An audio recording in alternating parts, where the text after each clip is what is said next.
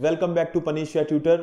तो आज के सेशन में हम लोग बात करेंगे कि भारत के लोग अपने देश की नागरिकता क्यों छोड़ते हैं।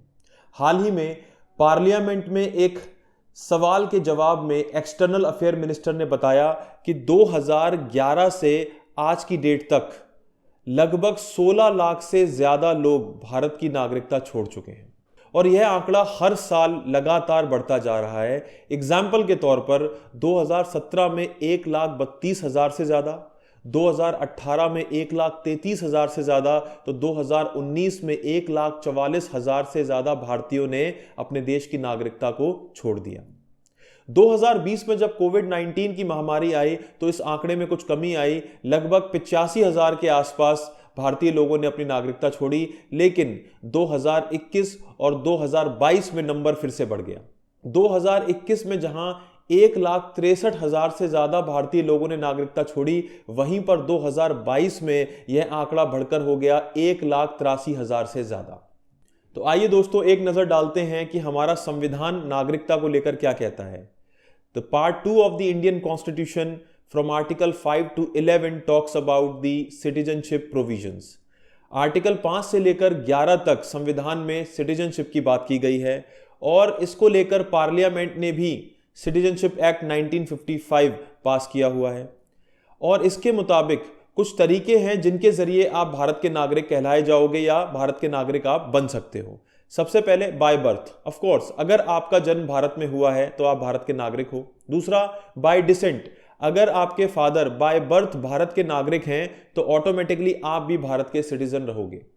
तीसरी चीज बाय रजिस्ट्रेशन, लेकिन रजिस्ट्रेशन के जरिए नागरिकता लेने के लिए आपको 7 साल पहले भारत में रहना पड़ेगा। और इसी तरह बाय नेचुरलाइजेशन, यहां पर एप्लीकेशन लगाने से पहले 12 साल आपको भारत में रहना पड़ेगा। एक और तरीका है incorporation of any foreign territory, अगर भारत किसी और देश की जमीन को अपने देश का हिस्सा बना लेता है तो वहां के रहने वाले नागरिक भी ऑटोमेटिकली भारत के नागरिक माने जाएंगे। इसके अलावा कुछ तरीके हैं जिनके जरिए किसी इंसान की नागरिकता को वापस लिया जा सकता है या वो अपनी नागरिकता खो देगा। सबसे पहले वॉलंटरी एक्शन, अगर कोई इंसान अपनी मर्जी से भारत की नागरिकता को त्याग देता है तो ऐसे में वो भारत का नागरिक नहीं माना जाएगा और अगर उसका कोई माइनर चाइल्ड है तो उसकी नागरिकता भी ऑटोमेटिकली खत्म हो जाएगी। लेकिन अगर बच्चे की उम्र 18 साल या उससे ज्यादा है तो उसकी सिटीजनशिप खत्म नहीं होगी। दूसरा तरीका है कि अगर किसी इंडियन सिटीजन ने किसी और फॉरेन कंट्री की सिटीजनशिप को हासिल किया है तो ऑटोमेटिकली भारत की नागरिकता खत्म मानी जाएगी, क्योंकि हम लोग सिंगल सिटीजनशिप कॉन्सेप्ट पर चलते हैं। हम एक ही नागरिकता को मानते हैं। अगर किसी और देश की नागरिकता आपने हासिल की तो भारत की नागरिकता खत्म मानी जाएगी। साथ ही साथ सरकार आपसे सिटीजनशिप के स्टेटस को छीन सकती है अगर आपने भारत की नागरिकता को फ्रॉड तरीके से, गलत तरीके से हासिल किया है और सरकार को यह पता चल जाता है तो आपकी नागरिकता आपसे वापस ली जा सकती है। दूसरी चीज, अगर युद्ध के वक्त वॉर टाइम में अगर आपने दुश्मन देश के साथ किसी भी तरह का कम्युनिकेशन किया है, उस केस में भी आपकी नागरिकता को वापस लिया जा सकता है।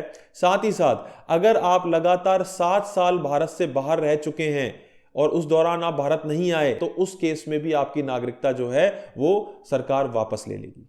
अब सवाल उठता है कि कोई भी इंसान अपने देश की नागरिकता को क्यों छोड़ता है। तो हम एक जनरल चर्चा करेंगे।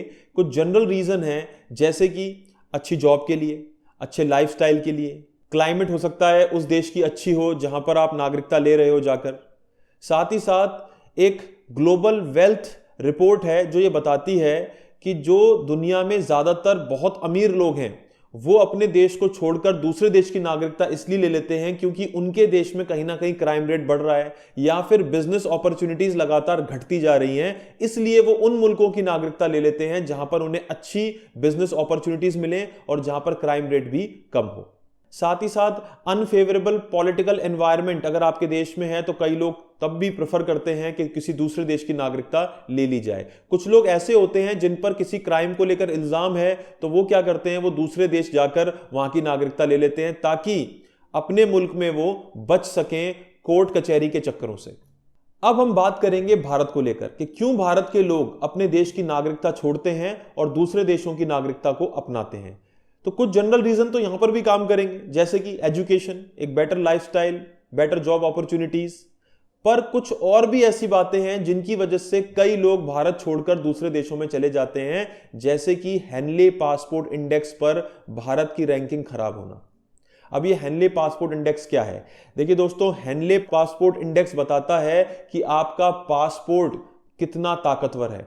मतलब अगर हेनले पासपोर्ट इंडेक्स पर आपकी रैंकिंग अच्छी है, इसका मतलब आपको ज्यादातर देशों में वीजा फ्री और वीजा ऑन अराइवल सर्विस मिलेगी।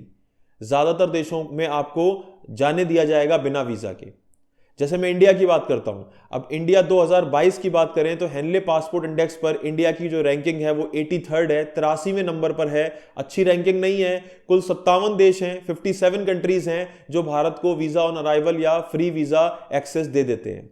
वहीं पर मैं जापान की बात करूं तो 2022 में जापान इस इंडेक्स में टॉप रैंकिंग पर रहा है। इसका मतलब दुनिया में ज्यादातर मुल्क ऐसे हैं जो कि जापान के लोगों को एक्सेस प्रोवाइड कराते हैं बिना वीजा के या वीजा ऑन अराइवल।